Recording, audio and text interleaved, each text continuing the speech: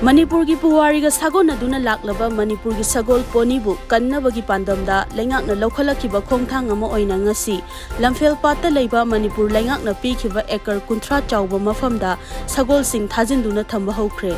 lengakna pikhiba mafam adu hana leiramba lawmi lupna pairamba oibana ngaihak chayatnaba thoktuna ningai sangdanakhi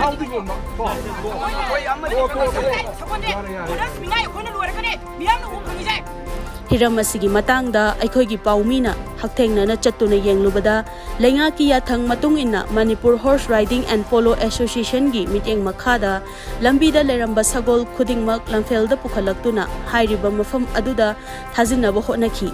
mafam aduda leiramba lawmi lupna mafam asi chahi yankhai gi mathakta sijinaduna laklaba mafam amani hauzik law ubada natana mafam asida mahai morong kaya amasu thari haibana chingba wahai kaya phongdorokpaga loinana Jangfam adubu solon sinduna thamki Nahaki chayatnaba adu Imphal West ki police na matam chana yengsinduna mari lainaba che chang puthokhallaga yasanaba puraktuna lolamba so hangtokhalaba matung sagol sing adubu amuk thajinki Sagon loibugi awaba sagon thadokpham leitaba asina singbasi ubiraga Manipur government na akoida 30 acre gi lam ama akoida pibi se purpose di pologa amasung poniga mari leinanane ahambada akhoigi lamase sigi hek thangnaba somda pirami hariba lamase Manipur government gi akhoigi water body ama sengulakani haibagi plan da masigi mafam ase akhoigi hanagi mafam aju yaure haina moina habirakudagi akhoina develop phanam toru thongatana samna ekar manga gumbagi amamadi akhoi thongatpa howrabane adu dagi moina somda tawro somda ontho haina akhoida lamasi akhoi asomda pirambadagi somda sigi uji uiro myana ubiriba 30 acre gi lamasida pibibani adugo masigi hariba lamasi hek pibibaga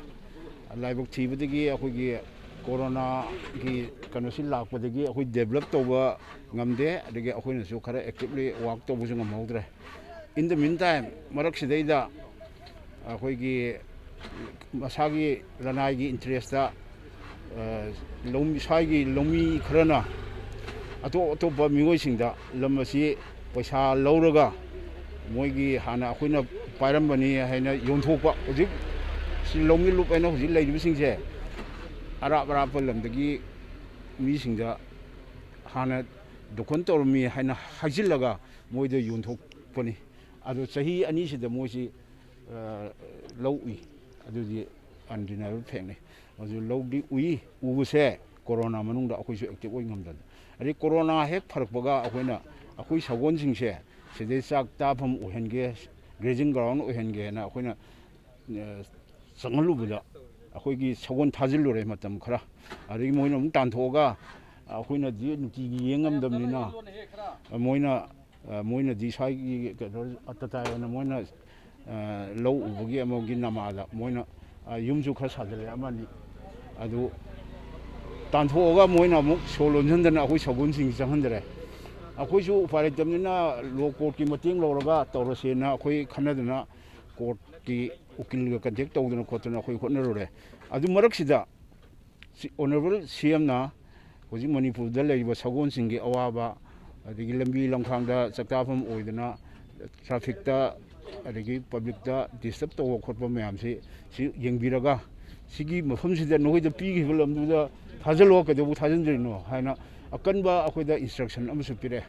adu lambi da sagon singi thadogadi phagat kani haibna singba symbol lerakpadagi akhoina semna hairpagi matungina akhoi sida thajanjabani adugo akhoigi police na su chawna matiang pangbiduna moigi illegal encroachers singje moida noin tor dulale kholi haduna solo madu hangdok pire adu sagon thajali akhoi angang singna lambi lamkhangda leiba sagon singje mathang ji khoijilakna sagon sida uri sidagi sagon se saruk mari manga hena lakani aduga mayum natraga moigi stable da loiba singjudi toroi lamjaw da loiba singchidi akhoi sida khoijani aduga amana tang tarada akhoigi haingang da ama ꯂꯩꯔꯤ ꯍꯥꯏꯕ ꯃꯐꯝꯗꯨꯗ ꯑꯩꯈꯣꯏ ꯇꯥꯡ 10ꯗ ꯑꯃꯨꯛ ꯍꯣꯏꯖꯤꯟꯕꯒꯤ ꯑꯩꯈꯣꯏ programme ꯂꯩꯖꯩ ꯃꯁꯤ Manipur horse riding ꯑꯦꯟड polo ꯑꯦꯁꯣꯁꯤꯌꯦꯁꯟꯒꯤ ꯚꯣꯂꯟꯇꯤꯌꯔꯁꯤꯡꯅ ꯌꯥꯝꯅ ꯊꯋꯥꯏ ꯌꯥꯎꯅ ꯁꯒꯣꯜꯒꯤꯗꯃꯛꯇ ꯁꯦꯀ꯭ꯔꯤꯐꯥꯏꯁ ꯇꯧꯔꯕ ꯑꯩꯈꯣꯏꯒꯤ ꯔꯥꯏꯗꯔꯁꯤꯡ ꯑꯗꯒꯤ ꯑꯣꯐꯤꯁꯤꯌꯦꯜꯁꯤꯡꯅ ꯑꯋꯥ ꯑꯅꯥ ꯊꯤꯗꯅ ꯑꯩꯈꯣꯏ ꯁꯤꯗ ꯍꯣꯠꯅꯖꯕꯅꯤ ꯉꯁꯤ ꯐꯥꯎꯕꯗ ꯁꯣꯛ humpu-mangadagina sum haujarakpaduna ngasi fawda chatharai adubu ngasidi sarkargi order amagi matungina akhoigi poni loibiriba kangbuna ngasi akhoigi mafam asida lau ujariba pathi komthi punjalaga komnong punjalaga leiti manaraba mafam moina lau uyana ba sema ba sida seisida parja section maigei punamuktagi lau uba yauri aduga imung kayagi leiriba member kayagi thawai hingpham oiri masaisida